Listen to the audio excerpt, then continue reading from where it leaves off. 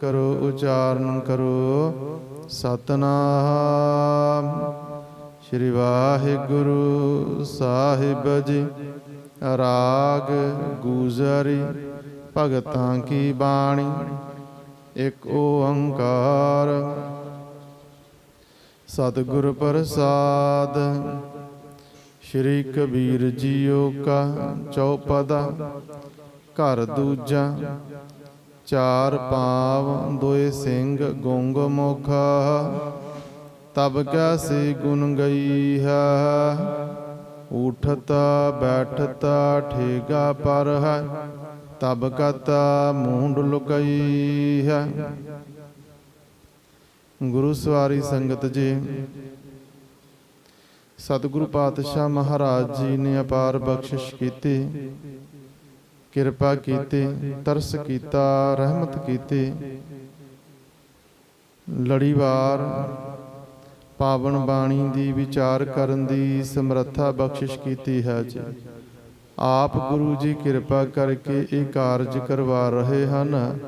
रहमत है, तरस है उस मालिक वाहिगुरु जी दा। कल रोज तक गुरु पंजवें पातशाह महाराज जी दी जो पावन वार गूजरी राग दे विच अंकित है जी, उस दी संपूर्णता होई। जो राग गूजरी दे विच भगत सहबाना जी दी पावन बाणी है अंकित की गई। सतगुरु जी दी किरपा सदका अज तो उस पावन शब्दां दी भगतां दी पावन बाणी दी विचार आरंभ होण जा रही है जी। आरंभता दे विच सब तो पहला सतगुरु पातशाह महाराज जी ने शिरोमणि भगत से भगत सतगुर मन भाए महवाका अनुसार भगत कबीर साहब जी तो आरंभता की। सरलेख सतगुरु पातशाह महाराज जी ने उचारण किया, लिखिया राग गूजरी भगतां की बाणी। राग का नाम सतगुरु जी ने जिक्र किया गूजरी राग है, ते दस दिता कि भगतां की बाणी है। एक नहीं बहुवचन दे रूप दे विच कि एक तो वधेरे भगतां दी बाणी।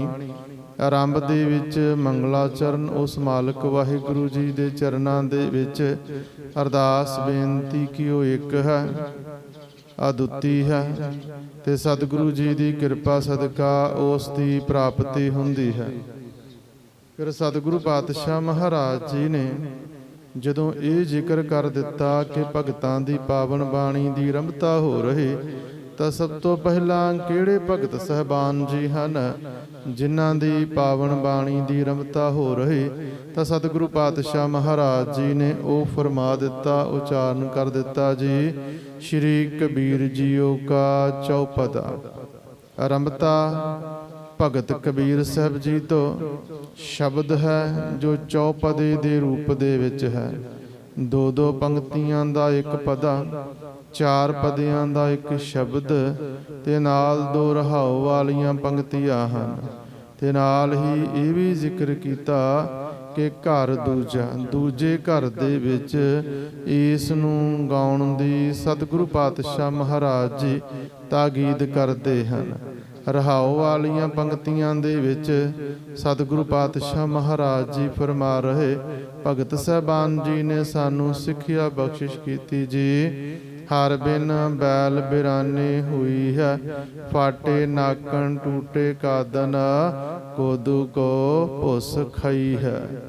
मनुख मालक दे नाम सिमरन तो बिना पशु दी न्याई है। ज्ञान है मनुख दे कोल, समझ है सूझी है सोझी है, ते ओ फिर मनुख है। जीव दे अंदर जेकर ज्ञान नहीं, समझण दा मादा नहीं है, ते फिर उस विच ते पशु दे विच की अंतर होया जी। साडे अखान भी इसे प्रकार दे हन। समझाया गया है कि हरेक जिहड़ी 84 लख जून दे विच मालक ने जीव जंतु पैदा कीते, हर एक दा अधिकार खेत्र अलग अलग है। ਹਰੇਕ ਦੀ ਇੱਕ ਸੀਮਾ ਹੈ। ਉਹ ਸੀਮਾਵਾਂ ਦੇ ਵਿਚਕਾਰ ਹੀ ਉਸ ਦਾ ਜੀਵਨ ਬਤੀਤ ਹੋਵੇਗਾ। ਕਹਾਵਤ ਅਸਾਂ ਸਾਰਿਆਂ ਨੇ ਸੁਣੀ ਹੋਈ ਹੈ ਜੀ ਕਿ ਝੋਟੇ ਦੇ ਅੱਗੇ ਬੀਨ ਵਜਾਉਣ ਦਾ ਕੋਈ ਫਾਇਦਾ ਨਹੀਂ, ਕਿਉਂਕਿ ਉਸ ਨੂੰ ਸੰਗੀਤ ਦੀ ਸਮਝ ਨਹੀਂ ਹੈ। ਉੱਥੇ ਆਕਰ ਉਹ ਫਿਰ ਬਿਲਕੁਲ ਉਸ ਤੋਂ ਅਣਜਾਣ ਬੀਨ ਦੀਆਂ ਤਰੰਗਾਂ ਪ੍ਰਭਾਵਿਤ ਕਰਦੀਆਂ। ਬੀਨ ਦਾ ਜਿਹੜੀ ਹਿਲਜੁਲ ਹੈ ਉਹ ਪ੍ਰਭਾਵਿਤ ਕਰਦੀ ਸੱਪ ਨੂੰ। ਉਸ ਦੀ ਸੀਮਾ ਹੈ।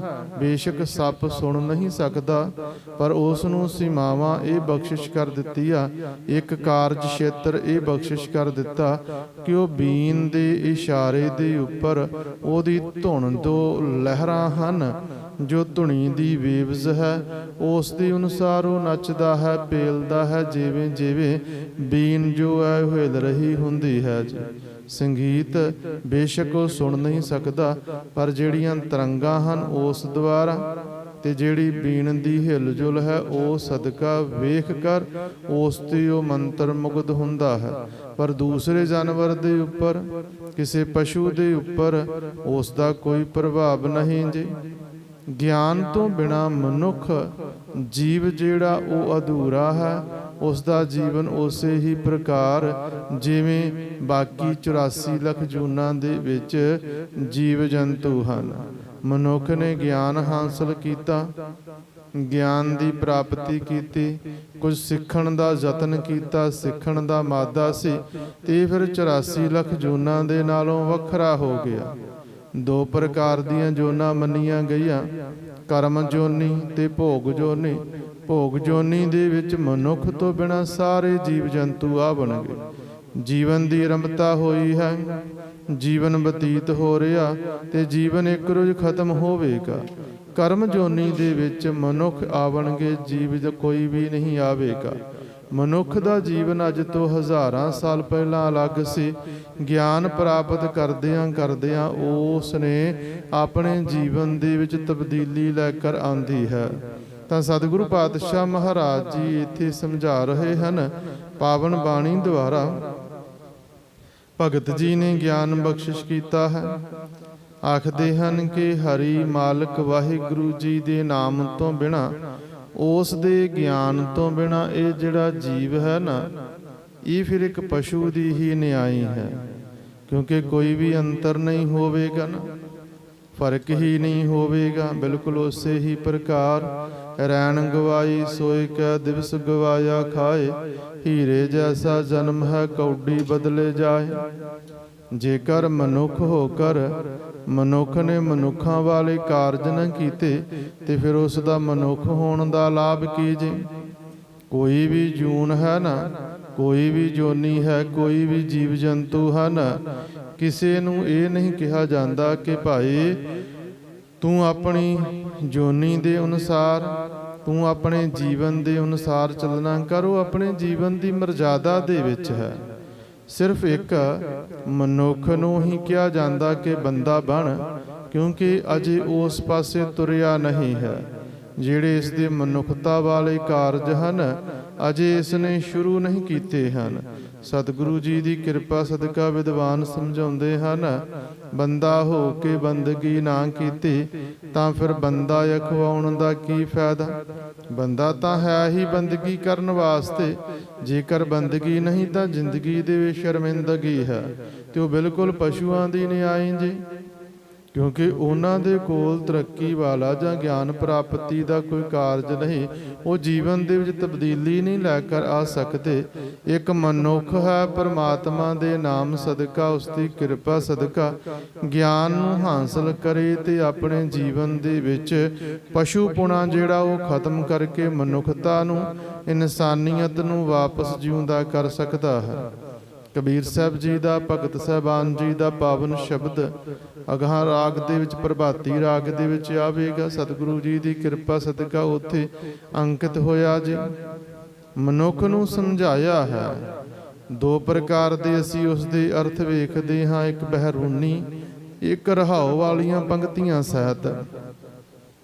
ਆਮ ਜਦੋਂ ਅਸੀਂ ਸਿੱਧਾ ਵੇਖਾਂਗੇ ਜੋ ਸ਼ਬਦਾਂ ਦਾ ਉਚਾਰਨ ਜਾਂ ਸ਼ਬਦਾਂ ਦਾ ਮਾਪ ਤੋਲ ਹੈ ਤਾਂ ਕਬੀਰ ਸਾਹਿਬ ਜੀ ਆਖ ਰਹੇ ਹਨ, ਨਰੂ ਮਰੇ ਨਰ ਕਾਮ ਨਾ ਆਵੈ, ਪਸ਼ੂ ਮਰੇ ਦਸ ਕਾ ਸਵਾਰ। ਤਾਂ ਸਮਝ ਆ ਗਈ ਕਿ ਮਨੁੱਖ ਸੰਸਾਰ ਤੋਂ ਗਿਆ ਤੇ ਕਿਸੇ ਕਾਰਜ ਨਹੀਂ ਆਇਆ, ਕਿਸੇ ਵੀ ਕੰਮ ਨਹੀਂ ਆਇਆ, ਦੇਹ ਨੂੰ ਫੂਕ ਦਿੱਤਾ ਜਾਂਦਾ ਹੈ। ਪਰ ਜਦੋਂ ਕੋਈ ਪਸ਼ੂ ਮਰਦਾ ਨਾ, ਤਾਂ ਉਸ ਦੇ ਜਿਤਨੇ ਵੀ ਅੰਗ ਪੈਰ ਹਨ ਉਹ ਸਾਰੇ ਦੇ ਸਾਰੇ ਕੰਮ ਆਉਂਦੇ ਹਨ। ਚਮੜੀ ਕੰਮ ਆ ਜਾਂਦੀ, ਸਿੰਘ ਕੰਮ ਆ ਜਾਂਦੇ, ਹੱਡੀਆਂ ਕੰਮ ਆ ਜਾਂਦੀਆਂ, ਉਹ ਵਰਤੋਂ ਦੇ ਵਿੱਚ ਆ ਜਾਂਦਾ ਜੀ। ਪਰ ਜਦੋਂ ਰਹਾਉ ਵਾਲੀਆਂ ਪੰਕਤੀਆਂ ਸਹਿਤ ਇਸ ਦੀ ਵਿਚਾਰ ਨੂੰ ਵੇਖਦੇ ਹੋਵਾਂਗੇ ਤਾਂ ਫਿਰ ਕਬੀਰ ਸਾਹਿਬ ਜੀ ਨੇ ਗੱਲ ਕਰਮਾਂ ਦੀ ਕੀਤੀ ਹੈ। ਆਪਣੇ ਕਰਮ ਕੀ ਗਤ ਮੈਂ ਕਿਆ ਜਾਣੂ, ਮੈਂ ਕਿਆ ਜਾਣੂ ਬਾਬਾ ਰੇ। ਗੱਲ ਕੰਮਾਂ ਦੀ ਹੋ ਰਹੀ, ਗੱਲ ਅੰਦਰੂਨੀ ਵਿਚਾਰਧਾਰਾ ਦੀ ਚੱਲਦੀ ਪਈ, ਗੱਲ ਜੀਵ ਦੁਆਰਾ ਕੀਤੇ ਜਾ ਰਹੇ ਜਿਹੜੀ ਜ਼ਿੰਦਗੀ ਦੇ ਵਿੱਚ ਕਾਰਜ ਹਨ ਉਹਨਾਂ ਦੀ ਹੈ। ਤੱਕ ਸਮਝਾਉਂਦੇ ਹਨ ਵਿਦਵਾਨ ਕਿ ਭਾਈ ਜਿਸ ਵੇਲੇ ਮਨੁੱਖ ਦੇ ਅੰਦਰੋਂ ਮਨੁੱਖਤਾ ਮਰ ਗਈ, ਨਰ ਦੇ ਅੰਦਰੋਂ ਉਸ ਦਾ ਜਿਹੜਾ ਅੰਦਰੂਨੀ ਭਾਵ ਸੀ ਨਾ, ਮਨੁੱਖ ਹੋਣ ਦਾ ਜਿਹੜਾ ਭਾਵ ਸੀ, ਜਿਹੜੀ ਇਨਸਾਨੀਅਤ ਸੀ, ਜਿਹੜੀ ਮਨੁੱਖਤਾ ਸੀ, ਖਤਮ ਹੋ ਗਈ। ਤਾਂ ਉਹ ਜਿਹੜਾ ਨਰ ਹੈ, ਉਹ ਜਿਹੜਾ ਮਨੁੱਖ ਹੈ, ਉਹ ਫਿਰ ਪਸ਼ੂ ਹੋਵੇਗਾ, ਉਹ ਕਿਸੇ ਦੇ ਵੀ ਕੰਮ ਨਹੀਂ ਆਵੇਗਾ, ਕਿਉਂਕਿ ਉਹ ਨੁਕਸਾਨ ਹੀ ਕਰੇਗਾ। ਪਸ਼ੂ ਦਾ ਸੁਭਾਅ ਵੇਖਿਆ ਨਾ, ਮੋੜਦੇ ਵੀ ਜਾਈਏ, ਉਸ ਨੂੰ ਰੋਕਦੇ ਵੀ ਹੋਈਏ, ਫਿਰ ਵੀ ਉਹ ਕਾਰਜ ਕਰਨ ਤੋਂ ਬਾਜ ਨਹੀਂ ਆਵੇਗਾ, ਬੇਸ਼ੱਕ ਨੁਕਸਾਨ ਵਾਲਾ ਕਾਰਜ ਹੀ ਹੋਵੇ। ਤੇ ਜੇਕਰ ਮਨੁੱਖ ਵੀ ਸਮਝਦਿਆਂ ਹੋਇਆਂ, ਸੋਚਦਿਆਂ ਹੋਇਆਂ, ਵੇਖਦਿਆਂ ਹੋਇਆਂ ਵੀ ਮਾੜੇ ਕਾਰਜ ਕਰਨ ਤੋਂ ਬਾਜ ਨਹੀਂ ਆ ਰਿਹਾ, ਤੇ ਫਿਰ ਮਨੁੱਖ ਦੇ ਵਿੱਚ ਤੇ ਪਸ਼ੂ ਦੇ ਵਿੱਚ ਵੀ ਕੋਈ ਅੰਤਰ ਨਹੀਂ ਜੀ। ਮਨੁੱਖ ਨੂੰ ਰੋਕਣ ਵਾਸਤੇ ਤਾਰਾਂ ਨਹੀਂ ਲਗਾਈਆਂ ਜਾਂਦੀਆਂ। ਬੇਸ਼ੱਕ ਅੱਜ ਰਾਜਨੀਤੀ ਨੇ ਸਰਹੱਦਾਂ ਦੇ ਉੱਪਰ ਤਾਰਾਂ ਲਗਾ ਦਿੱਤੀਆਂ ਹਨ। ਆਮ ਤੌਰ ਤੇ ਅਸੀਂ ਵੇਖੀਏ ਨਗਰਾਂ ਦੇ ਵਿੱਚ, ਪਿੰਡਾਂ ਦੇ ਵਿੱਚ ਫਸਲ ਨੂੰ ਬਰਬਾਦੀ ਤੋਂ ਰੋਕਣ ਵਾਸਤੇ, ਅਵਾਰਾ ਪਸ਼ੂਆਂ ਤੋਂ ਬਚਾਉਣ ਵਾਸਤੇ ਤਾਰ ਆਦਿਕ ਲਗਾਈ ਜਾਂਦੀ, ਵਾੜ ਕੀਤੀ ਜਾਂਦੀ, ਪਸ਼ੂਆਂ ਨੂੰ ਮੋੜਿਆ ਜਾਂਦਾ ਹੈ। ਮਨੁੱਖ ਨੂੰ ਰੋਕਣ ਵਾਸਤੇ ਵੀ ਤਾਰਾਂ, ਕਿਉਂਕਿ ਮਨੁੱਖ ਜੇਕਰ ਪਸ਼ੂਆਂ ਵਾਲਾ ਹੀ ਕਾਰਜ ਕਰਦਾ ਤਾਂ ਫਿਰ ਉਸ ਦੀਆਂ ਵੀ ਸੀਮਾਵਾਂ ਤੈਅ ਹੋਣਗੀਆਂ, ਭਾਵੇਂ ਇੱਥੇ ਸੰਸਾਰਿਕ ਰੂਪ ਦੇ ਵਿੱਚ ਹੋਵਨ ਤੇ ਭਾਵੇਂ ਫਿਰ ਅਧਿਆਤਮਿਕ ਰੂਪ ਦੇ ਵਿੱਚ ਹੋਵਨ ਜੀ। ਭਗਤ ਸਾਹਿਬਾਨ ਜੀ ਨੇ ਫਿਰ ਸਮਝਾ ਦਿੱਤਾ ਕਿ ਜਦੋਂ ਇੱਕ ਇਨਸਾਨ ਦੇ ਅੰਦਰੋਂ ਇਨਸਾਨੀਅਤ ਮਰ ਗਈ ਤਾਂ ਉਹ ਫਿਰ ਹੈਵਾਨ ਹੋ ਜਾਵੇਗਾ, ਉਹ ਸ਼ੈਤਾਨ ਹੋ ਜਾਵੇਗਾ, ਪਸ਼ੂ ਹੋ ਜਾਵੇਗਾ, ਤੇ ਉਹ ਹਰੇਕ ਨੂੰ ਹੀ ਮਾਰਨ ਦਾ ਯਤਨ ਕਰਦਾ ਹੋਵੇਗਾ। ਜਿਵੇਂ ਅਸੀਂ ਵੇਖਦੇ ਨਾ, ਅਵਾਰਾ ਪਸ਼ੂ ਜਦੋਂ ਬਾਜ਼ਾਰਾਂ ਦੇ ਵਿੱਚ ਵਿਚਰਦੇ ਹਨ ਤੇ ਬੜਾ ਖਰੂਦ ਹੋ ਜਾਂਦਾ, ਪਤਾ ਨਹੀਂ ਕਿਸ ਨੂੰ ਉਹ ਟੱਕਰ ਮਾਰ ਦੇਵਨ, ਢੁੱਡ ਮਾਰ ਦੇਵਨ, ਕਿਸੇ ਨੂੰ ਸੁੱਟ ਦੇਣ ਚੱਲਦੇ ਹੋਏ ਵਾਹੀਕਲ ਤੋਂ, ਕੋਈ ਤੁਰਿਆ ਜਾ ਰਿਹਾ ਉਸ ਦਾ ਨੁਕਸਾਨ ਕਰ ਦੇਵਨ।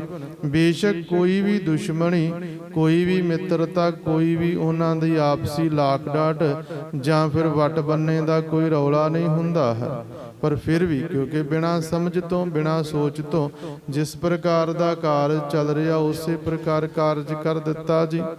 ਤੇ ਜੇਕਰ ਮਨੁੱਖ ਵੀ ਬਿਨਾਂ ਸੋਚੇ ਸਮਝੇ ਨੁਕਸਾਨ ਹੀ ਕਰਦਾ ਪਿਆ, ਮਨੁੱਖਤਾ ਦਾ, ਆਂਢ ਗੁਆਂਢ ਦਾ, ਆਪਣੇ ਆਪ ਦਾ, ਆਪਣੇ ਪਰਿਵਾਰ ਦਾ, ਤੇ ਫਿਰ ਭਾਈ ਕੀ ਫਰਕ ਹੋ ਜਾਵੇਗਾ ਉਸ ਸਰੀਰ ਮਨੁੱਖਾ ਧਾਰਨ ਕਰਨ ਦਾ ਤੇ ਜਾਂ ਫਿਰ ਇੱਕ ਜਿਹੜਾ ਪਸ਼ੂ ਨੇ ਸਰੀਰ ਧਾਰਨ ਕੀਤਾ, ਉਸ ਦੇ ਵਿੱਚ ਕੋਈ ਵੀ ਅੰਤਰ ਨਹੀਂ ਨਾ ਹੋਵੇਗਾ।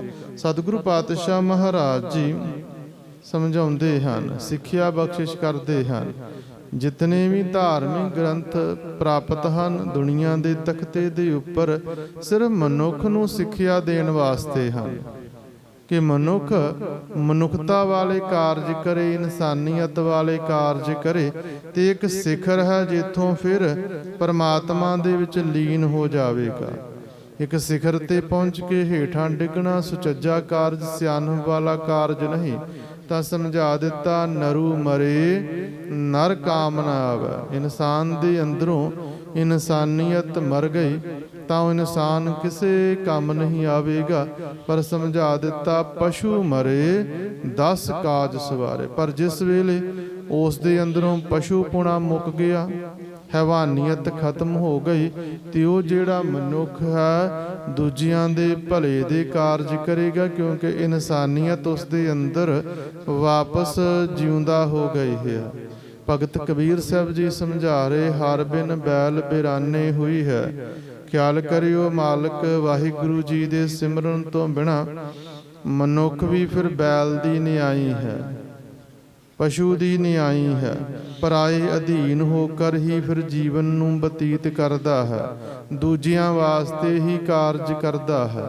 ਬੇਸ਼ੱਕ ਉਹ ਸਾਡਾ ਪਰਿਵਾਰ ਹੈ ਤੇ ਇੱਕ ਸਮਾਜਿਕ ਰੂਪ ਦੇ ਵਿੱਚ ਸਾਡਾ ਫਰਜ਼ ਵੀ ਬਣਦਾ ਕਿ ਅਸੀਂ ਪਰਿਵਾਰ ਪ੍ਰਤੀ ਸੁਚੇਤ ਰਹੀਏ, ਪਰ ਹੈ ਤਾਂ ਦੂਜਿਆਂ ਵਾਸਤੇ ਹੀ ਕਾਰਜ ਨਾ।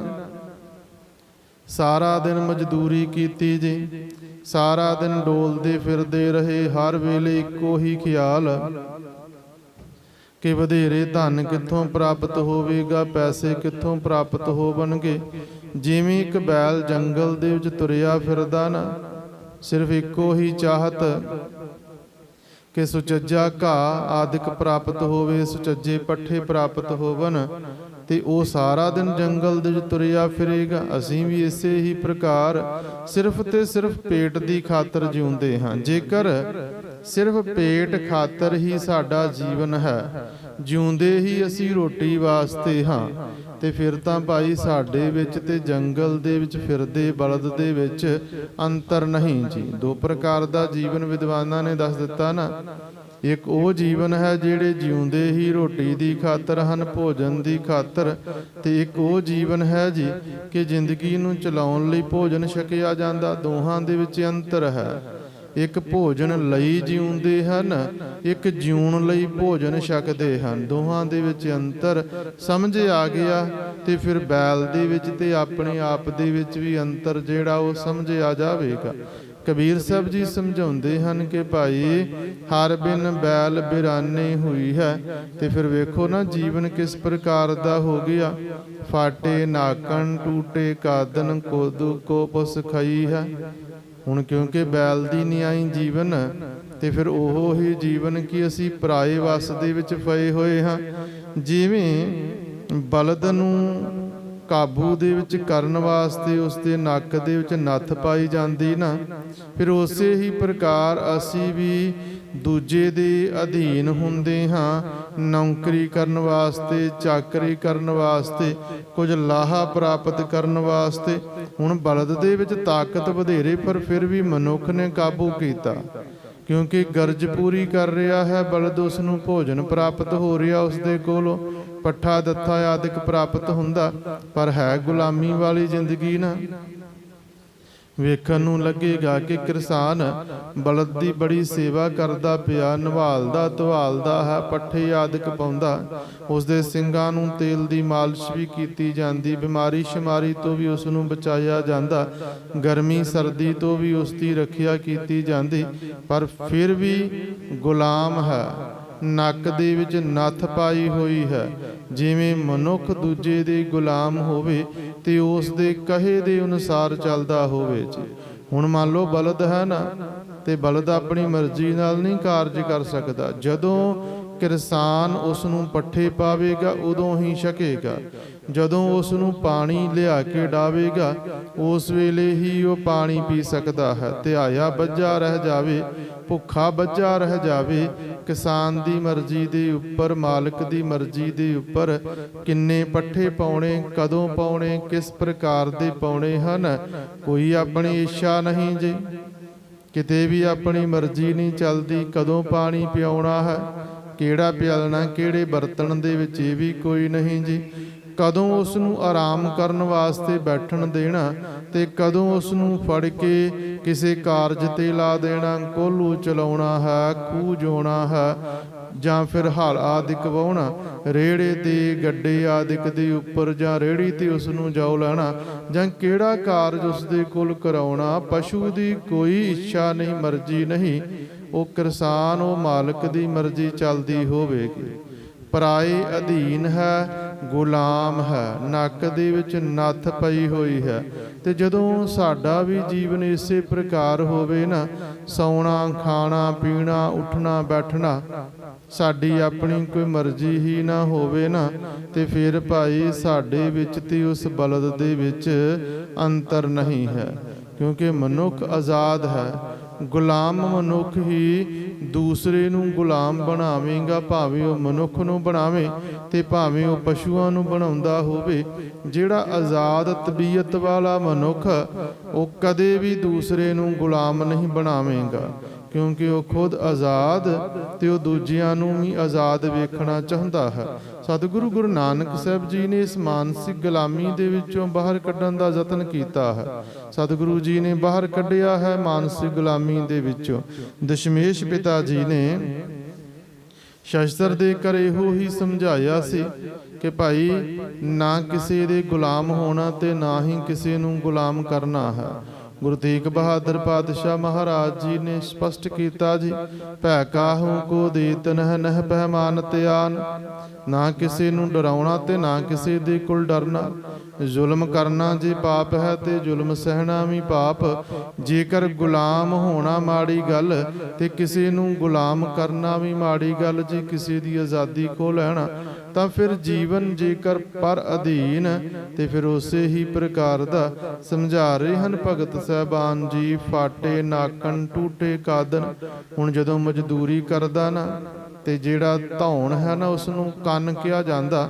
ਅਗਾਹਾਂ ਜਿੱਥੇ ਧੌਣ ਦੀ ਸਮਾਪਤੀ ਤੇ ਸਿਰ ਦੀ ਆਰੰਭਤਾ ਹੋ ਰਹੀ ਹੁੰਦੀ, ਜਿੱਥੇ ਜੂਲਾ ਆਦਿਕ ਪੈਂਦਾ ਜਾਂ ਜੂਲਾ ਰੱਖਿਆ ਜਾਂਦਾ ਜੀ, ਉਸ ਨੂੰ ਧੌਣ ਨਹੀਂ ਕੰਨ ਕਿਹਾ ਜਾਂਦਾ ਹੈ। ਪੈਰ ਚਹਾਹੇ ਨਾਲ ਇਸ ਦੇ ਸਪੈਲਿੰਗ ਹੋਵਣਗੇ। ਜਦੋਂ ਆਮ ਅਸੀਂ ਪੰਜਾਬੀ ਲਿਖਦੇ ਹੋਵਾਂਗੇ ਤਾਂ ਉਹ ਟੁੱਟ ਜਾਂਦਾ ਹੈ ਜਦੋਂ ਕਿਤੇ ਇੱਕਦਮ ਜ਼ੋਰ ਲਗਾਉਣਾ ਪੈ ਜਾਵੇ ਬਲਦ ਨੂੰ, ਜਾਂ ਫਿਰ ਉੱਚੇ ਨੀਵੇਂ ਥਾਂ ਤੇ ਆ ਜਾਵੇ, ਵਧੇਰੇ ਭਾਰ ਅਚਾਨਕ ਪੈ ਜਾਵੇ, ਜਾਂ ਫਿਰ ਧੌਣ ਮਰੋੜਾ ਖਾ ਜਾਵੇ, ਜੂਲਾ ਮਰੋੜਾ ਖਾ ਜਾਵੇ ਨਾ, ਤੇ ਉਹ ਕੰਨ ਟੁੱਟ ਵੀ ਜਾਂਦਾ ਤੇ ਕੰਨ ਬਣ ਵੀ ਜਾਂਦਾ। ਚੰਡੇ ਜੇ ਬਣ ਜਾਵਣਗੇ, ਸਖਤ ਤਾਂ ਹੋ ਜਾਵੇਗਾ, ਪਰ ਉਸ ਦੇ ਪਿੱਛੇ ਕਾਰਨ ਵੀ ਗੁਲਾਮੀ ਹੈ ਜੀ। ਕਈ ਵਾਰ ਸਾਨੂੰ ਵੀ ਕੰਨ ਪੈ ਜਾਂਦੇ ਨਾ ਕੰਮ ਕਰਨ ਦੇ, ਕਿ ਅਸੀਂ ਵੀ ਸਿਰ ਸੁੱਟ ਕੇ ਕੰਮ ਕਰਦੇ ਜਾਂਦੇ ਹਾਂ। ਪਤਾ ਨਹੀਂ ਇਹ ਜ਼ਰੂਰੀ ਹੈ ਵੀ ਕਿ ਨਹੀਂ ਹੈ, ਕਰਨਾ ਚਾਹੀਦਾ ਕਿ ਨਹੀਂ ਚਾਹੀਦਾ, ਇਹ ਸਾਡੇ ਵਾਸਤੇ ਹੈ ਕਿ ਕਿਸੇ ਹੋਰ ਵਾਸਤੇ। ਪਰ ਕਿਉਂਕਿ ਕੰਨ ਪੈ ਗਿਆ ਨਾ, ਗੁਲਾਮੀ ਸਹਿਣ ਦੀ ਆਦਤ ਪੈ ਚੁੱਕੀ ਹੈ, ਗੁਲਾਮ ਮਾਨਸਿਕ ਰੂਪ ਦੇ ਵਿੱਚ ਅਸੀਂ ਹੋ ਚੁੱਕੇ, ਤਾਂ ਉਹ ਕੰਨ ਪੈ ਗਿਆ, ਇੱਕ ਰਾਹ ਬਣ ਗਿਆ, ਇੱਕ ਜੀਵਨ ਸ਼ੈਲੀ ਨੂੰ ਉਸ ਨੂੰ ਅਸੀਂ ਅਪਣਾ ਲਿਆ ਹੈ ਕਿ ਭਾਈ ਇਹੋ ਹੀ ਸਾਡਾ ਜੀਵਨ ਹੈ।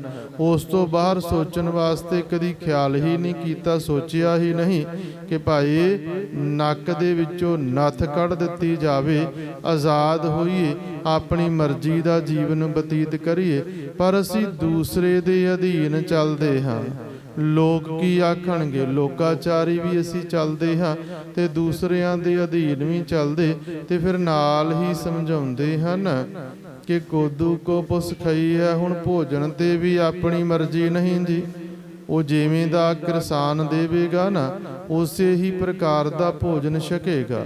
ਕੋਦਰੇ ਆਦਿਕ ਦਾ ਜਿਹੜਾ ਭੁੱਸ ਹੈ, ਜਾਂ ਜਿਸ ਨੂੰ ਅਸੀਂ ਕਹਿ ਸਕਦੇ ਹਾਂ ਭੇਹ ਆਦਿਕ, ਜਾਂ ਵੰਡ ਜਿਸ ਨੂੰ ਅਸੀਂ ਕਵਾਂਗੇ, ਜਿਸ ਨੂੰ ਅਸੀਂ ਸੂੜਾ ਕਹਿ ਸਕਦੇ ਹਾਂ, ਸ਼ਾਨ ਕਹਿ ਸਕਦੇ ਹਾਂ, ਉਹ ਫਿਰ ਖਾਣਾ ਪਵੇਗਾ। ਉਹ ਵੀ ਕਿਰਸਾਨ ਜਾਂ ਮਾਲਕ ਦੀ ਮਰਜ਼ੀ ਵਾਲਾ ਹੋਵੇਗਾ। ਮਨੁੱਖ ਵੀ ਇਸੇ ਪ੍ਰਕਾਰ ਦਾ ਨਾ ਮਾਨਸਿਕ ਗੁਲਾਮੀ ਕਰਕੇ ਕੀ ਖਾਣਾ ਕੀ ਨਹੀਂ ਖਾਣਾ, ਕੀ ਪਹਿਨਣਾ ਕੀ ਨਹੀਂ ਪਹਿਨਣਾ, ਇਹ ਦੂਜਿਆਂ ਤੋਂ ਸਿੱਖਦਾ ਹੈ, ਦੂਜਿਆਂ ਦੇ ਅਨੁਸਾਰ ਵੇਖਦਾ ਕਿ ਭਾਈ ਕਿਤੇ ਜਿਹੜਾ ਮੈਂ ਕੁਝ ਖਾ ਰਿਹਾ ਹਾਂ ਨਾ, ਕਿਤੇ ਇਸ ਦੇ ਵਿੱਚ ਪਾਪ ਤੇ ਨਹੀਂ। ਬੇਨਤੀ ਕਰਦੇ ਚੱਲੀਏ, ਭੋਜਨ ਦਾ ਧਰਮ ਦੇ ਨਾਲ ਕੋਈ ਸੰਬੰਧ ਨਹੀਂ ਹੈ। ਧਰਮ ਦਾ ਜੀਵ ਆਤਮਾ ਦੇ ਨਾਲ ਸੰਬੰਧ ਹੈ, ਤੇ ਅਸੀਂ ਉਲਟ ਕਾਰਜ ਕਰ ਗਏ, ਧਰਮ ਦਾ ਭੋਜਨ ਦੇ ਨਾਲ ਸੰਬੰਧ ਕਰ ਗਏ, ਤੇ ਜਿਹੜਾ ਧਰਮ ਸੀ ਉਸ ਦਾ ਸਰੀਰ ਦੇ ਨਾਲ ਸੰਬੰਧ ਕਰ ਗਏ ਜੀ। ਧਰਮ ਨੂੰ ਵੀ ਬਾਹਰੀ ਦਿਖਾਵੇ ਚ ਲੈ ਲਿਆ, ਤੇ ਨਾਲ ਨਾਲ ਜਿਹੜਾ ਭੋਜਨ ਸੀ ਉਹ ਵੀ ਅਸੀਂ ਧਰਮ ਦੇ ਰੂਪ ਦੇ ਵਿੱਚ ਲੈ ਲਿਆ। ਧਰਮ ਦਾ ਸੰਬੰਧ ਜੀਵ ਆਤਮਾ ਦੇ ਨਾਲ ਹੈ ਤੇ ਭੋਜਨ ਦਾ ਸੰਬੰਧ ਸਰੀਰ ਦੇ ਨਾਲ ਹੈ। ਅਸੀਂ ਉਲਟ ਕਰ ਗਏ ਕਾਰਜ, ਸਾਰਾ ਕੁਝ ਮਿਲ ਗੋਭਾ ਜਾ ਕਰ ਗਏ, ਖਿਆਰੇ ਵੱਖਰੇ ਵਿਸ਼ੇ।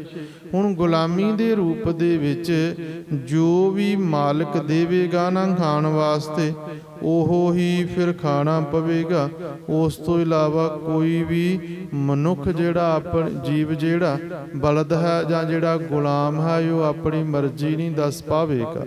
ਸ਼ਬਦ ਦੇ ਆਰੰਭ ਦੇ ਵਿੱਚ ਭਗਤ ਜੀ ਸਮਝਾਉਂਦੇ ਹਨ ਕਿ ਜੇਕਰ ਭਾਈ ਜੀਵਨ ਮਾਲਕ ਦੇ ਹੁਕਮ ਦੇ ਵਿੱਚ ਨਹੀਂ ਨਾ ਤੇ ਫਿਰ ਭਾਈ ਪਸ਼ੂਆਂ ਵਰਗਾ ਜੀਵਨ, ਤੇ ਜਦੋਂ ਪਸ਼ੂਆਂ ਵਰਗਾ ਜੀਵਨ ਹੈ ਨਾ ਫਿਰ ਚਾਰ ਪਾਮ ਦੋਇ ਸਿੰਘ ਗੂੰਗ ਮੁਖ ਤਬ ਕੈਸੇ ਗੁਣ ਗਈ ਹੈ। ਹੁਣ ਗੂੰਗਾ ਮੁਖ ਹੋ ਗਿਆ ਜੀ, ਕਿਉਂਕਿ ਸ਼ਬਦ ਵੀ ਤਾਂ ਮਾਲਕ ਦੀ ਮਰਜ਼ੀ ਦੇ ਅਨੁਸਾਰ ਹੀ ਕੱਢਣੇ ਪੈਣਗੇ ਨਾ। ਜੇਕਰ ਸ਼ਬਦ ਮਾਲਕ ਦੀ ਮਰਜ਼ੀ ਤੋਂ ਬਿਨਾਂ ਦੇ ਹੋ ਗਏ ਤੇ ਫਿਰ ਮਾਲਕ ਜਿਹੜਾ ਨਾ ਉਹ ਸਜ਼ਾ ਦੇਵੇਗਾ। ਗੁਲਾਮ ਹਾਂ ਅਸੀਂ ਸਾਰੇ ਹੀ ਵੱਡੀ ਗਿਣਤੀ ਦੇ ਵਿੱਚ, ਅਸੀਂ ਆਪਣੀ ਮਰਜ਼ੀ ਨਾਲ ਬੋਲ ਹੀ ਨਹੀਂ ਸਕਦੇ ਹਾਂ। ਦੂਜਿਆਂ ਦੇ ਅਨੁਸਾਰ ਅਸੀਂ ਗੱਲ ਕਰਦੇ ਹੋਵਾਂਗੇ, ਦੂਸਰੇ ਨੂੰ ਖੁਸ਼ ਕਰਨ ਵਾਸਤੇ ਗੱਲ ਕਰਦੇ ਹੋਵਾਂਗੇ। ਸਾਡੇ ਮਨ ਦੇ ਵਿੱਚ ਇਹ ਗੱਲ ਹੋਵੇਗੀ ਕਿ ਮੇਰੇ ਸੱਚ ਬੋਲਣ ਦੇ ਨਾਲ ਜਾਂ ਸਹੀ ਕਹਿਣ ਦੇ ਨਾਲ ਕਿਤੇ ਲੋਕ ਜਿਹੜੇ ਹਨ ਉਹ ਨਾਰਾਜ਼ ਹੀ ਨਾ ਹੋ ਜਾਵਣ ਜੀ, ਤਾਂ ਉਸ ਰੂਪ ਦੇ ਵਿੱਚ ਗੂੰਗਾ ਮੁਖ ਬੇਸ਼ੱਕ ਅਸੀਂ ਗੱਲਾਂ ਕਰਦੇ ਹੋਈਏ, ਕੋਈ ਵੱਖਰੀ ਗੱਲ ਨਹੀਂ, ਪਰ ਸੱਚ ਬੋਲਣ ਤੋਂ ਅਸੀਂ ਗੂੰਗੇ ਹੋ ਗਏ ਜੀ। ਚਾਰ ਪੈਰ ਹਨ, ਝੁਕੇ ਹੋਏ ਹਾਂ ਮਾਨਸਿਕ ਰੂਪ ਦੇ ਵਿੱਚ, ਅੰਦਰੂਨੀ ਰੂਪ ਦੇ ਵਿੱਚ, ਫਿਰ ਗੂੰਗਾ ਮੁਖ ਹੈ, ਸਿੰਘ ਵੀ ਹਨ। ਜਿਵੇਂ ਆਮ ਇੱਕ ਕਹਾਵਤ ਚੱਲਦੀ ਆਉਂਦੀ ਨਾ ਕਿ ਮੂਰਖਾਂ ਦੇ ਸਿਰ ਤੇ ਕਿਹੜੇ ਸਿੰਘ ਹੁੰਦੇ ਹਨ, ਉਹ ਤਾਂ ਕੰਮਾਂ ਤੋਂ ਪਤਾ ਲੱਗ ਜਾਵੇਗਾ ਨਾ। ਉਹ ਵਿਲੱਖਣਤਾ ਵਾਲਾ ਕਾਰਜ ਨਹੀਂ ਕਿ ਭਾਈ ਜਿਹੜਾ ਘੱਟ ਅਕਲਾ, ਕੰਮ ਅਕਲਾ ਜਾਂ ਸੁਚੱਜੀ ਗੱਲ ਕਰਨੀ ਨਹੀਂ ਜਿਸ ਨੂੰ ਆਉਂਦੀ। ਮੂਰਖ ਜੋ ਹੈ ਉਹ ਵੇਖਣ ਤੋਂ ਨਹੀਂ ਪਤਾ ਲੱਗੇਗਾ, ਕੰਮਾਂ ਤੋਂ ਪਤਾ ਲੱਗੇਗਾ ਕਿ ਭਾਈ ਵਾਕਿਆ ਹੀ ਬੇਸ਼ੱਕ ਸਰੀਰ ਤਾਂ ਮਨੁੱਖਤਾ ਵਾਲਾ ਪ੍ਰਾਪਤ ਹੋ ਗਿਆ, ਮਨੁੱਖ ਵਾਲਾ, ਪਰ ਜਿਹੜੇ ਕੰਮ ਹਨ ਉਹ ਮਨੁੱਖਾਂ ਵਾਲੇ ਨਹੀਂ ਹਨ, ਉਹ ਅਜੇ ਵੀ ਪਸ਼ੂਆਂ ਵਾਲੇ ਹਨ। ਤੁਰਦਾ ਬੇਸ਼ੱਕ ਦੋ ਪੈਰਾਂ ਤੇ ਹੋਵੇ, ਵੇਖਣ ਨੂੰ ਇਨਸਾਨਾਂ ਵਾਲਾ ਸਰੀਰ ਹੋਵੇ, ਪਰ ਜਿਹੜੇ ਕੰਮ ਹਨ ਉਹ ਪਸ਼ੂਆਂ ਦੀ ਨਿਆਈ ਹਨ। ਝੁਕਿਆ ਹੋਇਆ ਚਾਰ ਪੈਰਾਂ ਤੇ ਚੱਲਦਾ ਪਿਆ ਹੈ। ਇੰਨੀ ਮਾਨਸਿਕ ਰੂਪ ਦੇ ਵਿੱਚ ਗੁਲਾਮੀ ਆ ਗਈ। ਫਿਰ ਨਾਲ ਨਾਲ ਮੂਰਖਤਾ ਦੀ ਨਿਆਈ, ਕਿਉਂਕਿ ਅਕਲ ਦਾ ਕੰਮ ਕੋਈ ਨਹੀਂ ਨਾ ਕਰਨਾ, ਸਿਰ ਦੀ ਵਰਤੋਂ ਹੀ ਨਹੀਂ ਕਰਨੀ ਜੀ, ਵਿਚਾਰਾਂ ਦੀ ਵਰਤੋਂ ਹੀ ਨਹੀਂ ਕਰਨੀ, ਵਿਚਾਰ ਕਰਨੀ ਹੀ ਕਿਤੇ ਨਹੀਂ ਕਿਸੇ ਵੀ ਗੱਲ ਦੇ ਉੱਪਰ, ਤਾਂ ਫਿਰ ਭਾਈ ਸਿਰ ਤੇ ਸਿੰਘ ਵੀ ਆ ਗਏ ਤੇ ਗੂੰਗਾ ਮੁਖ, ਕਿਉਂਕਿ ਸਹੀ ਬੋਲਿਆ ਹੀ ਨਹੀਂ ਜਾਣਾ, ਸੱਚ ਬੋਲਿਆ ਹੀ ਨਹੀਂ ਜਾਣਾ ਜੀ। ਤੇ ਫਿਰ ਸਤਿਗੁਰੂ ਜੀ ਦੀ ਕਿਰਪਾ, ਭਗਤ ਜੀ ਸਮਝਾਉਂਦੇ, ਫਿਰ ਦੱਸੋ ਜਦੋਂ ਇੰਨੇ ਔਗਣ ਆਵਣਗੇ, ਇਸ ਪ੍ਰਕਾਰ ਦੀ ਗੁਲਾਮੀ ਹੋਵੇਗੀ, ਉਸ ਵੇਲੇ ਕਿਵੇਂ ਫਿਰ ਮਾਲਕ ਦੇ ਗੁਣ ਗਾਏ ਜਾ ਸਕਦੇ ਹਨ। ਮਾਲਕ ਦਾ ਗੁਣ ਗਾਉਣ ਵਾਸਤੇ ਆਜ਼ਾਦ ਹੋਣਾ ਮਾਨਸਿਕ ਰੂਪ ਦੇ ਵਿੱਚ ਬੜਾ ਲੋੜੀਂਦਾ ਹੈ, ਜ਼ਰੂਰੀ ਹੈ। ਨਹੀਂ ਤਾਂ ਅਸੀਂ ਜਿਨ੍ਹਾਂ ਦੇ ਗੁਲਾਮ ਹੋਵਾਂਗੇ ਨਾ, ਉਸੇ ਅਨੁਸਾਰ ਉਹਨਾਂ ਦੀਆਂ ਵਿਚਾਰਾਂ ਦੇ ਅਨੁਸਾਰ ਹੀ ਅਸੀਂ ਰੱਬ ਦੀ ਭਗਤੀ ਕਰਦੇ ਹੋਵਾਂਗੇ।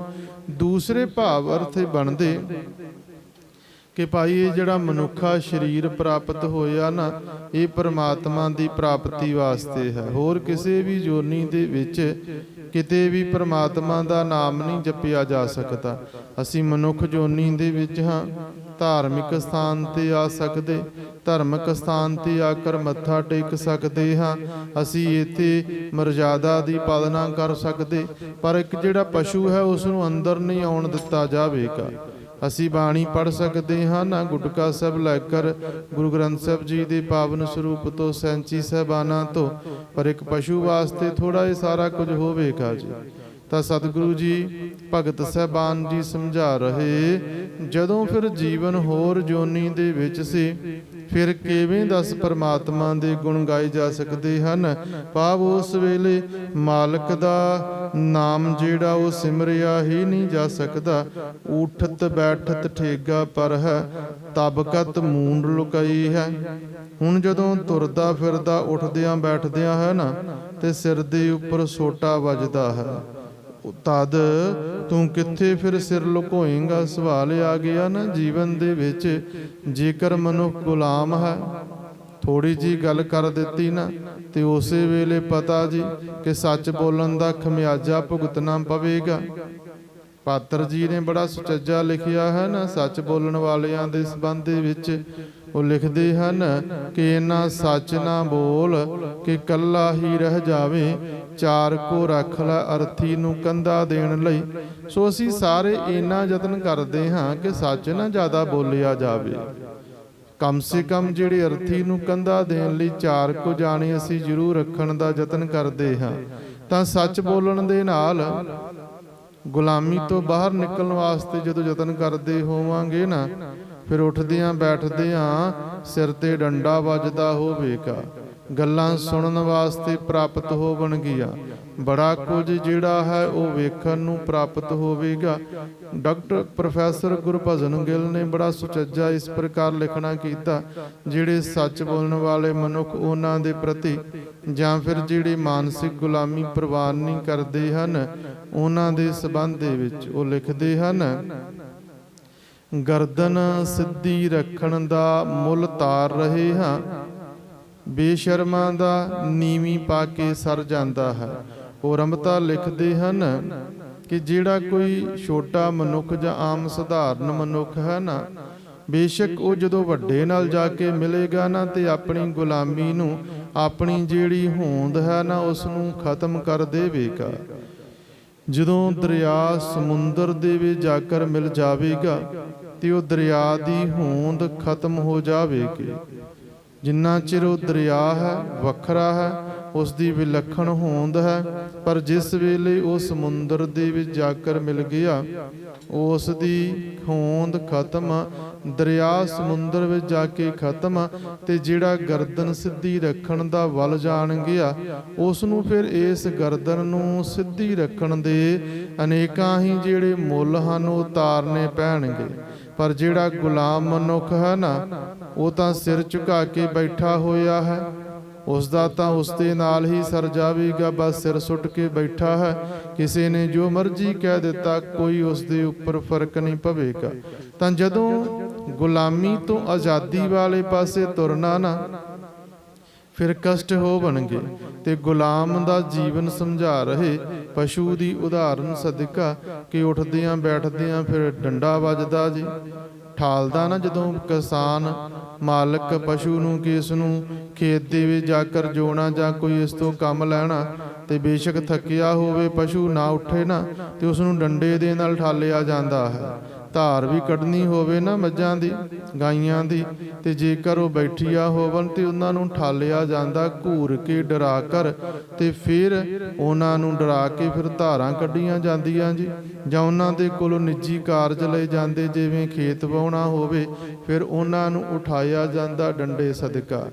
ਤੇ ਕਈ ਵਾਰ ਜਦੋਂ ਬਲਦ ਨੂੰ ਜੋਣਾ ਹੋਵੇ ਨਾ, ਤੇ ਫਿਰ ਵੀ ਉਸ ਨੂੰ ਪੈਰ ਉਸ ਦੇ ਹੇਠਾਂ ਕਰਨ ਵਾਸਤੇ ਕਿ ਅਗਲੇ ਪੈਰ ਝੁਕਾਵੇ ਬੈਠੇ, ਤਾਂ ਕਿ ਜੂਲਾ ਇਸ ਦੇ ਉੱਪਰ ਰੱਖ ਦਿੱਤਾ ਜਾਵੇ, ਉਦੋਂ ਵੀ ਨੱਥੋਂ ਫੜ ਕੇ ਉਸ ਦੇ ਲੱਕ ਤੇ ਪ੍ਰਾਣੀਆਂ ਮਾਰੀਆਂ ਜਾਂਦੀਆਂ ਹਨ। ਉੱਠਦਿਆਂ ਬੈਠਦਿਆਂ ਫਿਰ ਉਸ ਨੂੰ ਡੰਡੇ ਪੈਂਦੇ ਸਿਰ ਤੇ ਉਦੋਂ ਫਿਰ ਉਹ ਸਿਰ ਕਿੱਥੇ ਲੁਕਾਵੇਗਾ, ਕਿਉਂਕਿ ਨੱਕ ਦੇ ਵਿੱਚ ਤਾਂ ਨੱਥ ਪਈ ਹੋਈ ਹੈ ਜੀ। ਰਹਾਉ ਤੋਂ ਉਪਰੰਤ ਫਿਰ ਸਮਝਾ ਰਹੇ ਹਨ ਭਗਤ ਜੀ, ਸਾਰੋ ਦਿਨ ਡੋਲਤ ਬਨ ਮਹੀਆ ਅਜਹੂ ਨਾ ਪੇਟ ਗਈ ਹੈ।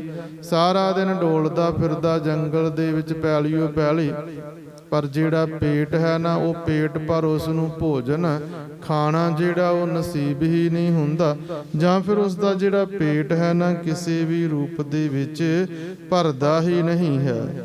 ਸਮੁੱਚਾ ਪੂਰਾ ਭੋਜਨ ਉਸ ਨੂੰ ਪ੍ਰਾਪਤ ਨਹੀਂ, ਕਿਉਂਕਿ ਗੁਲਾਮ ਨੂੰ ਪੂਰਾ ਰਜਵਾਂ ਭੋਜਨ ਨਹੀਂ ਪ੍ਰਾਪਤ ਹੋਵੇਗਾ, ਸਾਰੇ ਅਧਿਕਾਰ ਨਹੀਂ ਗੁਲਾਮ ਨੂੰ ਪ੍ਰਾਪਤ ਹੋਵਣਗੇ। ਮਨੁੱਖ ਸਾਰਾ ਦਿਨ ਇਸੇ ਪ੍ਰਕਾਰ ਕਰਦਾ ਜੀ, ਪੇਟ ਦੀ ਪੂਰਤੀ ਵਾਸਤੇ, ਪਰਿਵਾਰ ਦੇ ਜੀਆਂ ਦੀ ਉਪਜੀਵਕਾ ਵਾਸਤੇ ਸਾਰਾ ਦਿਨ ਅਸੀਂ ਤਰਲੋ ਮੱਛੀ ਹੁੰਦੇ ਹਾਂ। ਕਿੱਥੋਂ ਧਨ ਆਵੇ, ਕਿਵੇਂ ਧਨ ਆਵੇ, ਡੋਲਦੇ ਫਿਰਦੇ ਜੀ, ਭੱਜੇ ਫਿਰਦੇ ਯਤਨ ਕਰਦੇ ਹਾਂ। ਤਾਂ ਕਬੀਰ ਸਾਹਿਬ ਜੀ ਸਮਝਾਉਂਦੇ ਹਨ ਕਿ ਭਾਈ ਜਨ ਭਗਤਨ ਕੋ ਕਹੋ ਨਾ ਮਾਨੋ, ਕੀਓ ਆਪਣੋ ਪਈ ਹੈ। ਹੁਣ ਸਮਝਾ ਰਹੇ ਹਨ ਕਿ ਹੁਣ ਐਸੇ ਵੇਲੇ ਤੂੰ ਭਗਤ ਜਨਾਂ ਦਾ ਬਚਨ ਨਹੀਂ ਮੰਨਦਾ, ਉਮਰ ਵਿਹਾ ਜਾਣ ਤੇ ਆਪਣਾ ਕੀਤਾ ਪਾਵੇਂਗਾ। ਹੁਣ ਗੁਰੂ ਨੇ, ਭਗਤ ਜਨ ਨੇ, ਪ੍ਰਭੂ ਦੇ ਪਿਆਰਿਆਂ ਨੇ ਸਮਝਾ ਦਿੱਤਾ ਕਿ ਇਹ ਜਿਹੜਾ ਤੈਨੂੰ ਜੀਵਨ, ਮਨੁੱਖਾ ਜੀਵਨ ਪ੍ਰਾਪਤ ਹੋਇਆ ਨਾ, ਇਹ ਪ੍ਰਮਾਤਮਾ ਦੀ ਪ੍ਰਾਪਤੀ ਵਾਸਤੇ ਪ੍ਰਾਪਤ ਹੋਇਆ ਹੈ। ਪਰ ਇਹ ਤਾਂ ਸਾਰਾ ਦਿਨ ਡੋਲਦਿਆਂ ਹੋਇਆਂ ਪੇਟ ਦੀ ਪੂਰਤੀ ਵਾਸਤੇ ਗਵਾ ਦਿੱਤਾ। ਰੈਣ ਗਵਾਈ ਸੋਈ ਕੈ ਦਿਵਸ ਗਵਾਇਆ ਖਾਏ, ਤੇ ਸਮਝਾ ਦਿੱਤਾ ਹੀਰੇ ਜੈਸਾ ਜਨਮ ਹੈ ਕੌਡੀ ਬਦਲੇ ਜਾਏ। ਹੁਣ ਪ੍ਰਭੂ ਦੇ ਪਿਆਰਿਆਂ ਦਾ ਕਹਿਆ ਨਹੀਂ ਮੰਨਿਆ, ਪਸ਼ੂਆਂ ਦੀ ਨਿਆਈ ਜੀਵਨ ਬਤੀਤ ਕਰ ਲਿਆ ਜੀ, ਤੇ ਫਿਰ ਜੋ ਕੀਤਾ ਹੋਵੇਗਾ ਨਾ ਉਹ ਹੀ ਪ੍ਰਾਪਤ ਹੋਵੇਗਾ। ਜੋ ਬੀਜਿਆ ਹੋਵੇਗਾ ਉਹ ਵੱਢਣਾ ਪਵੇਗਾ ਜੀ। ਦੁੱਖ ਸੁਖ ਕਰਤ ਮਹਾਬ੍ਰਹਮ ਬੂਢੋ, ਅਨਕ ਜੋਨ ਭਰਮਈ ਹੈ। ਸਮਝਾਉਂਦੇ ਹਨ ਕਿ ਭਾਈ ਹਰ ਵੇਲੇ ਫਿਰ ਜਿਹੜਾ ਇਹ ਹਾਲ ਹੈ ਨਾ, ਭੈੜੇ ਦਿਨ ਗੁਜ਼ਾਰਦਾ ਪਿਆ, ਬੁਰੇ ਹਾਲ ਦੇ ਵਿੱਚ, ਦੁੱਖਾਂ ਦੇ ਵਿੱਚ, ਸੁੱਖਾਂ ਦੇ ਵਿੱਚ ਫਸਿਆ ਹੋਇਆ ਹੈ। ਇਹ ਜਿਹੜਾ ਮਨੁੱਖਾ ਜੀਵਨ ਇਹ ਸਮੁੱਚਾ ਗਵਾ ਹੀ ਲਿਆ, ਤੇ ਫਿਰ ਇਹ ਜਿਹੜਾ ਸਮਾਂ ਹੈ ਨਾ ਇਹ ਦੁਬਾਰਾ ਨਹੀਂ ਮਿਲੇਗਾ ਕਿ ਆਖਿਆ ਜਾਵੇ ਕਿ ਫਿਰ ਅਗਲਾ ਮਨੁੱਖਾ ਜਨਮ ਪ੍ਰਾਪਤ ਹੋਵੇ ਤੇ ਉਹਦੇ ਵਿੱਚ ਚਲੋ ਇਹ ਕਾਰਜ ਕਰ ਲਵਾਂਗੇ। ਨਹੀਂ ਭਾਈ, ਇਹ ਜਿਹੜਾ ਜੀਵਨ ਹੈ ਨਾ ਇਹ ਮਨੁੱਖਾ ਦੇ ਹੀ ਪ੍ਰਾਪਤ ਹੋਈ ਨਾਮ ਜਪਣ ਵਾਸਤੇ, ਚੰਗੇ ਕਾਰਜ ਕਰਨ ਵਾਸਤੇ, ਭਲੇ ਦੇ ਕੰਮ ਕਰਨ ਵਾਸਤੇ। ਤਾਂ ਇਸੇ ਹੀ ਸਮੇਂ ਦੇ ਵਿੱਚ ਫਿਰ ਜਿਹੜਾ ਕਾਰਜ ਸੰਪੂਰਨ ਕੀਤਾ ਜਾਵੇ, ਮਾਲਕ ਦਾ ਨਾਮ ਜਪਿਆ ਜਾਵੇ ਜੀ। ਕਹਿਤ ਕਬੀਰ ਸੁਨੋ ਰੇ ਸੰਤੋ, ਖੇਤ ਹੀ ਕਰੋ ਨਬੇਰਾ, ਅਬ ਕੀ ਬਾਰ ਬਖਸ਼ ਬੰਦੇ ਕੋ ਬਹੁ ਨ ਭਵਜਲ ਫੇਰਾ। ਬਾਅਦ ਵਿੱਚ ਨਹੀਂ ਫੇਰਾ ਮਿਲਣਾ ਹੈ, ਕਦੋਂ ਵਾਪਸ ਮਿਲੇਗਾ ਜੀਵਨ ਇਹ ਤਾਂ ਜਾਣਦੇ ਹੀ ਨਹੀਂ ਜੀ। ਕਦੋਂ ਇਹ ਪ੍ਰਾਪਤ ਹੋਇਆ, ਕਿੰਨਾ ਚਿਰ ਪਹਿਲਾਂ ਜੀਵ ਆਤਮਾ ਭਟਕਦੀ ਰਹੀ। ਕਬੀਰ ਸਾਹਿਬ ਜੀ ਨੇ ਹੀ ਸਮਝਾ ਦਿੱਤਾ ਨਾ, ਭਗਤ ਜੀ ਨੇ, कि ऐसे घर हम बहुत बसाए, जब हम राम गर्भ होए आए। बड़े घर वसाए, पा बड़ियां यूना दे विच जन्म लिया जी। फिर सतगुरु गुरु पंजवें पातशाह महाराज जी समझाउंदे हन कि हूँ आया दूरों चल के मैं तक्की तो शरणाए जियो। दूरों चल के आउणा साडा घर दा घर तो गुरु घर तक दा सफ़र नहीं, जगों सगों जीव आत्मा दा सफ़र जो कईयां जन्मां तो उपरंत ਹੁਣ ਮਨੁੱਖਾ ਦੇਹੀ ਦੇ ਵਿੱਚ ਜੀਵ ਆਤਮਾ ਪ੍ਰਵੇਸ਼ ਕੀਤੀ ਹੈ ਜੀ। ਸਮਝਾ ਰਹੇ ਕਿ ਬੜੇ ਹੀ ਕਸ਼ਟ ਦੇ ਵਿੱਚ, ਦੁੱਖ ਸੁੱਖ ਦੇ ਵਿੱਚ ਜੀਵਨ ਬਤੀਤ ਕੀਤਾ ਭਟਕਦਿਆਂ ਹੋਇਆਂ, ਤੇ ਹੁਣ ਫਿਰ ਆਖਿਆ ਜਾਵੇ ਕਿ ਬੜੇ ਜਨਮ ਪ੍ਰਾਪਤ ਹੋ ਗਏ ਜੀ, ਬੜੇ ਜਨਮ ਗਵਾ ਲਏ। ਤੇ ਜਿਹੜਾ ਸ੍ਰੇਸ਼ਟ ਮਨੁੱਖਾ ਜੀਵਨ ਸੀ ਨਾ, ਇਸ ਨੂੰ ਵੀ ਫਿਰ ਇਵੇਂ ਹੀ ਗੁਜ਼ਾਰਦੇ ਪਏ। ਸਮਝਾ ਰਹੇ ਹਨ ਕਿ ਭੈੜੇ ਹਾਲ ਦੇ ਵਿੱਚ ਦਿਨ ਰਾਤ ਗੁਜ਼ਾਰ ਕੇ ਕੁਰਾਹੇ ਗਰਕ ਹੋਇਆ ਹੈ, ਆਖਰ ਅਨੇਕਾਂ ਹੀ ਜੋਨਾਂ ਦੇ ਵਿੱਚ ਫਿਰ ਭਟਕੇਗਾ ਵੀ, ਕਿਉਂਕਿ ਜਿਹੜਾ ਸੁਚੱਜਾ ਜੀਵਨ ਸੀ ਉਸ ਨੂੰ ਗਵਾ ਲਿਆ ਹੈ। ਦੁੱਖ ਸੁੱਖ ਕਰਤ ਮਹਾਬ੍ਰਹਮ ਬੂਢੋ, ਦੁੱਖ ਦੇ ਵਿੱਚ ਕਦੀ ਸੁੱਖ ਦੇ ਵਿੱਚ, ਵੱਡਿਆਂ ਭਰਮ ਭੁਲੇਖਿਆਂ ਦੇ ਵਿੱਚ ਪਿਆ। ਅਨੇਕਾਂ ਹੀ ਜਿਹੜੇ ਕਾਰਜ ਸੀ ਨਾ ਉਹ ਕਰਨੇ ਪਏ ਜੀ, ਦੁੱਖਾਂ ਸੁੱਖਾਂ ਦੇ ਵਿੱਚ, ਅਨੇਕਾਂ ਜੂਨਾਂ ਦੇ ਵਿੱਚ ਜਿਹੜੀ ਭਟਕਣਾ ਪ੍ਰਾਪਤ ਹੋਈ। ਕਾਰਨ ਕੀ ਹੋ ਗਿਆ ਕਿ ਭਗਤ ਜਨਾਂ ਦਾ, ਪ੍ਰਭੂ ਦੇ ਪਿਆਰਿਆਂ ਦਾ ਕਹਿਆ ਨਹੀਂ ਮੰਨਿਆ, ਤੇ ਸਾਰਾ ਦਿਨ ਮਜ਼ਦੂਰੀ ਕਰਦਾ ਰਿਹਾ, ਤੇ ਹਰੀ ਦੇ ਨਾਮ ਤੋਂ ਬਿਨਾਂ ਜੀਵਨ ਫਿਰ ਪਸ਼ੂਆਂ ਵਾਲਾ ਸੀ। ਭਟਕਣਾ ਮੁੱਕੀ ਹੀ ਨਹੀਂ। ਰਤਨ ਜਨਮ ਖੋਇਓ ਪ੍ਰਭ ਬਿਸਰਿਓ, ਇਹੋ ਅਵਸਰ ਕਤ ਪਈ ਹੈ। ਹੁਣ ਇਹ ਜਿਹੜਾ ਬੇਸ਼ਕੀਮਤੀ ਜੀਵਨ ਸੀ ਨਾ, ਮਨੁੱਖਾ ਦੇ ਹੀ ਸੀ, ਉਸ ਨੂੰ ਤਾਂ ਗਵਾ ਲਿਆ। ਮਾਲਕ ਨੂੰ ਵਿਸਾਰ ਕੇ ਸਮੁੱਚਾ ਜੀਵਨ ਜਿਹੜਾ ਉਹ ਚਲਿਆ ਗਿਆ ਜੀ। ਤੇ ਫਿਰ ਇਹ ਸਮਾਂ ਕਦੇ ਵੀ ਤੇ ਕਿਤੇ ਵੀ ਪ੍ਰਾਪਤ ਨਹੀਂ ਹੋਵੇਗਾ। ਕਦੋਂ ਪ੍ਰਾਪਤ ਹੋਵੇ ਕਦੇ ਅਸੀਂ ਜਾਣ ਹੀ ਨਹੀਂ ਸਕਦੇ ਹਾਂ ਜੀ। ਸਮਝਾਉਂਦੇ ਹਨ ਭ੍ਰਮਤ ਫਿਰਤ ਤੇਲਕ ਕੇ ਕੱਪ ਜਿਉ, ਗਤ ਬਿਨ ਰਹਿਣ ਵਿਹਾਈ ਹੈ। ਦੋ ਉਦਾਹਰਨਾਂ ਸਾਂਝੀਆਂ ਕੀਤੀਆਂ, ਦੋ ਜਿਹੜੇ ਜੀਵ ਹਨ ਉਹਨਾਂ ਦਾ ਜ਼ਿਕਰ ਕੀਤਾ ਕਬੀਰ ਸਾਹਿਬ ਜੀ ਨੇ। ਇੱਕ ਤਾਂ ਸਾਰਾ ਸਮਾਂ ਦਿਨ ਰਾਤ ਦੇ ਵਿੱਚ ਜਦੋਂ ਵੀ ਤੇਲੀ ਨੇ ਜੋਲਿਆ ਜੀ ਬਲਦ ਨੂੰ ਕੋਲੂ ਤੇ ਅੱਖਾਂ ਦੇ ਅੱਗੇ ਖੋਪੇ ਲਗਾ ਦਿੱਤੇ, ਤੇ ਫਿਰ ਸਾਰਾ ਦਿਨ ਉਹ ਘੁੰਮਦਾ ਰਿਹਾ, ਰਾਤ ਵੀ ਘੁੰਮਦਾ ਰਿਹਾ।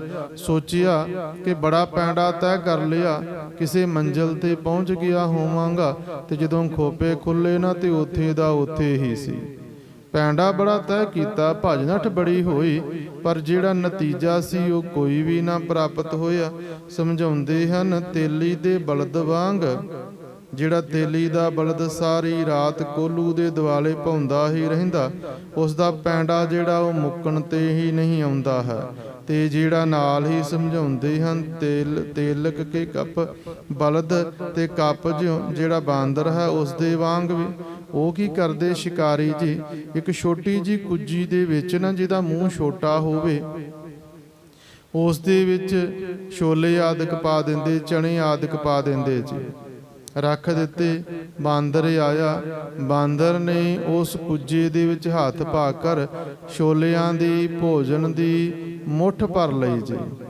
ਹੁਣ ਜਦੋਂ ਬਾਹਰ ਕੱਢਣ ਦਾ ਯਤਨ ਕੀਤਾ, ਮੂੰਹ ਛੋਟਾ ਸੀ, ਹੱਥ ਖਾਲੀ ਤਾਂ ਪੈ ਗਿਆ, ਪਰ ਭਰਿਆ ਹੱਥ ਹੁਣ ਬਾਹਰ ਨਹੀਂ ਨਿਕਲਦਾ ਤੇ ਉਹ ਭੱਜ ਵੀ ਨਹੀਂ ਸਕਦਾ। ਲਾਲਚ ਹੈ ਨਾ ਮਨ ਦੇ ਵਿੱਚ ਕਿ ਭਾਈ ਇਹ ਸਾਰੇ ਦਾ ਸਾਰਾ ਜਿਹੜਾ ਭੋਜਨ ਮੈਨੂੰ ਪ੍ਰਾਪਤ ਹੋ ਜਾਵੇ, ਤਾਂ ਮੁਸ਼ਕਲ ਬਣ ਗਈ।